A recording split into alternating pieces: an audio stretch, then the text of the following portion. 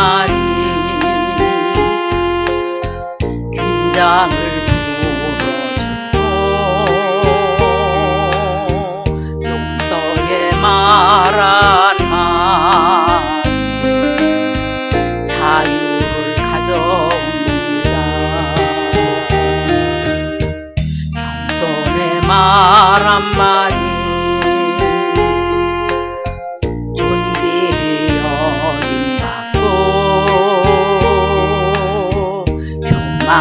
말 한마디 열망을 가져옵니다. 가장 아름다운 말 그리고 사춘 미안해요 고마워요 정말 사랑해요. 그리고 당신을 축복합니다. 쓰디쓴 말 한마디 증오를 씹뿌리고 잔인한 말 한마디 영혼을 파괴합니다. 격려의 말 한마디 새 소망 심어주고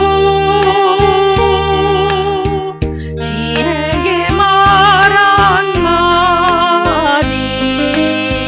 인격의 향기입니다. 가장 아름다운 말 미고 사춘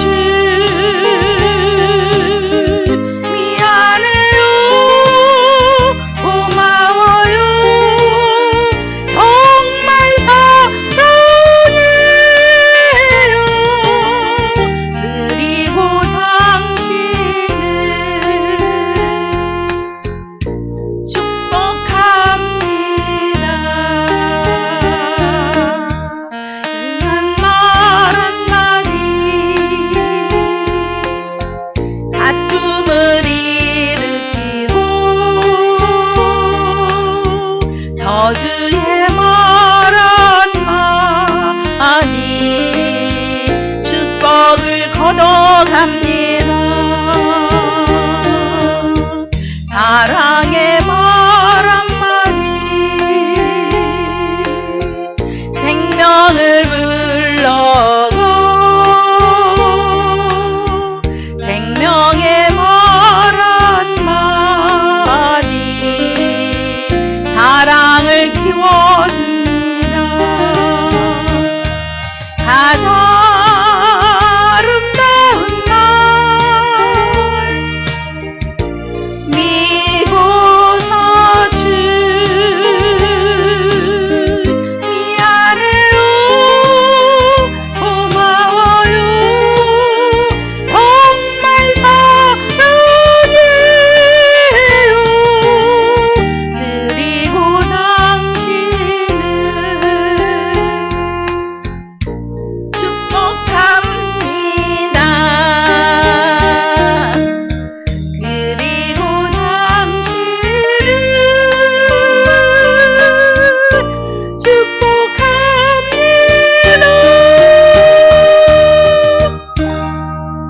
아멘. 축복합니다. 오늘 저는 디모데후서 2장 14절에서 19절에 있는 말씀을 가지고 너희는 이것을 기억하라 이런 주제와로 함께 여러분들과 은혜를 나누기를 원합니다. 제가 참 오래간만에 왔죠. 코로나가 뭔지. 그러나 코로나도 우리를 갈라놓을 수 없습니다. 우리는 영으로 하나요. 모두가 믿음으로 하나요. 우리가 한 소망을 가진 자들이기 때문에 우리에게 가장 중요한 것은 오늘 우리 정다비아 목사님 말씀처럼 참빛 되시는 예수님이 우리와 함께 하신다라는 사실이에요. 영접하는 자, 그 이름을 믿는 자들에게는 하나님의 자녀가 되는 권세를 주셨잖아요. 근데 지금 이 시대에 많은 사람들이 참빛을 받았다고 외치고 복음을 외치고 다니지만 정말로 하나님의 권세가 무엇인지를 잘 깨닫지 못하는 영혼들이 많이 있습니다. 사실 우리가 하나님의 권세는 주님과 함께 동행하는 삶입니다. 그분이 앉으나 서나 길을 가나 먼 데서도 깊은 데서도 저 하늘 위에서도 땅 끝에서도 바다 깊은 곳에서도 나를 기억하신다라는 사실이에요. 그럼에도 우리는 잠시 망각하고 잠시 자기 환경에 치우쳐서 살아갈 때가 많습니다. 지금같이 코로나로 인하여서 많은 사람 위축되어 있고 아주 위험에 노출되어 있고 두려움 속에 불안에 공포에 떠는 이 시대에 저는 늘 이렇게 하나님 말씀을 전할 때마다 그런 얘기를 해요. 너희들 입으로는 주님이 계시니까 염려 없다고 하지 않냐, 주님과 동행한다고 하지 않냐, 빛과 어둠이 딱 갈라지는 이 시대에 만약에 우리가 빛이라면 어둠을 점령해야지 어둠에 끌려가냐 이러면서 저도 조심을 많이 합니다. 왜냐하면 다른 사람에게 피해를 줄까 봐 조심하는 거죠. 사실 우리가 믿음으로만 한다면 이까지가 담대히 외치고 밀고 나갈 수 있습니다. 근데 이제 많은 사람들의 눈총이 우리를 바라볼 때 예수 믿는 사람들을 좀 나쁘게 볼까 봐, 괜히 영광을 가릴까 봐 그렇게 우리가 조심을 하는 거죠. 자, 그래서 오늘 저는 너희는 이것을 기억하라 라는 이 주제가 뭐냐면 시대의 변천에 따라 신앙이 속화되고 있어요. 신앙들이 많이 세속화되고 있습니다. 얼마나 믿음으로 사는 건지 세상에 속하여 사는 건지 버무려져 갖고 깍두기도 아니고 김치도 아니고 아주 맛이 없어요. 겉절이도 아니고. 근데 우리는 구분을 해야 되잖아요. 빛과 어둠을 정확히 구분해서 살아가야 되는데 하나님의 말씀이 희석돼 버리고 세속화돼 버리고, 그리고 너무 중요한 게 뭐냐면 진리의 교훈이 악화됐다라는 거예요. 아니 아주 그냥 나쁜 곳으로 진리가 흘러가고 있다 이거예요. 진리는 변하지 않는 거잖아요. 근데 변질돼서 많은 목사님들이나 지도자들이 왜곡되고 변질된 진리가 제일이라고 주장하며 이렇게 지금 막 소리치고 외치는 분들이 많이 있다. 그래서 우리가 이 마지막 때는 무엇을 해야 되냐? 잘 분별하는 믿음을 가져야 되는 거예요. 정말 영적 분별력이 없이는 언제 어느 때 어느 한순간에 우리가 넘어지고 쓰러질지 모른다라는 얘기예요. 왜냐하면 시대가 자꾸 변천되니까. 지금 예배가 얼마나 지금 변천돼 가고 있어요. 좋은 쪽으로? 아니, 나쁜 쪽으로 악화되고 있잖아요. 이럴 때 우리가 정신을 바짝 차리고 긴장의 끈을 놓지 말고 하나님의 진리의 말씀을 옳게 분별해서 하나님께서 쓰시는 합당한 그릇으로 하나님께 우리를 올려드리는 이런 진리 가운데 우리가 서야 되겠다. 우리는 이것을 꼭 기억을 해야 될 줄로 믿습니다. 그래서 신앙에 있어서 우리가 분발하지 못하게 하잖아요. 여기도 벌써 분발했으면 얼마나 좋았겠어요. 분발을 못하고 날마다 제자리 걸음을 하게 만든다니까. 이게 지금 마귀가 세상에 권세 잡은 악의 영들이 우리를 어떻게 하든지 그냥 이렇게 우는 사자처럼 달려들어서 막는 시대에 우리가 살아가고 있어요. 이럴 때일수록 우리가 진리의 말씀 옳게 분별합시다. 그래서 주님 앞에 충성스러운 일꾼이 되지 못하도록 자꾸 막아버리는 거예요. 정말 우리는 처음에 신학을 가고 주의 종으로서 이렇게 하나님 앞에 몸과 마음과 뜻과 세상의 모든 것들을 다 내려놓고 주님 앞에 나왔을 때는 다 정말 결단의 믿음을 가지고 나왔거든요. 그런데 그게 자꾸 희석되고 있다니까, 없어지고 있어요. 착각화되고 있어요. 아주 그냥 세속화되고 있어요. 우리의 진리가. 이런 것에 저는 마음이 아플 때가 참 많이 있습니다. 그래서 죽도록 충성하겠다고 충성된 일꾼, 한 달란트, 두 달란트, 5달란트를 비유하면서 5달란트 받은 일꾼처럼 열심히 하기를 원하지만 지금 아무리 열심히 하려고 노력을 해도 열심히 할 수 있는 밭이 없고 일터가 없다라는 얘기예요. 이게 얼마나 안타까운 일인지 말로 할 수가 없다라는 얘기죠. 그래서 우리가 주님께서 너희들은 이것을 꼭 기억하라고 하시면서 우리는 마지막 때 하나님의 교훈의 말씀을 확실하게 기억하는 자들이 되어야 될 줄로 믿습니다. 입으로는 주여 주여를 찾지만 마음은 주께로부터 멀어진 자들이 너무나도 많습니다. 오늘 이 시간에 우리는 주님께 가까이 있는 자들만 모인 줄로 믿습니다.